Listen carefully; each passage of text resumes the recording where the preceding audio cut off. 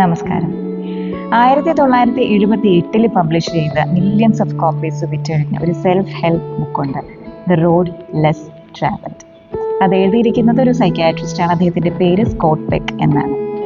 അതിൽ നമ്മുടെയൊക്കെ പേഴ്സണൽ ഗ്രോത്തിന് ആവശ്യമായിരിക്കേണ്ട ഒരു 4 മനോഭാവങ്ങളെക്കുറിച്ച് വളരെ മനോഹരമായിട്ട് പ്രതിപാദിക്കുന്നുണ്ട്.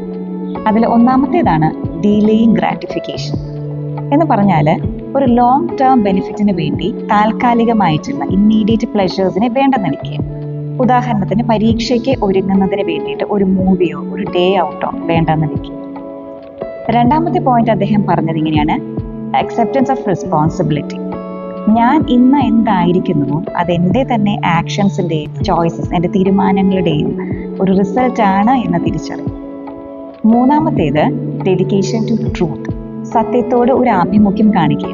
റിയാലിറ്റി എന്തു തന്നെ ആയാലും അത് ഫേസ് ചെയ്യാനുള്ള ഒരു മനോഭാവം. നാലാമത്തേത് ബാലൻസ്. ഫ്ലെക്സിബിലിറ്റിയാണ് ഇവിടെ അദ്ദേഹം പറഞ്ഞു വെക്കുന്നത്.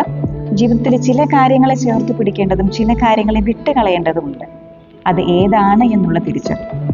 തീർച്ചയായിട്ടും ഈ 4 കാര്യങ്ങളെക്കുറിച്ചുള്ള ആഴത്തിലുള്ള പഠനവും അതിനെ പിന്തുടരാനുള്ള നമ്മുടെയൊക്കെ ആഗ്രഹം തീർച്ചയായിട്ടും നമ്മളെയും പേഴ്സണൽ ഗ്രോത്തിലേക്ക് നയിക്കുന്നതായിരിക്കും. Thank U.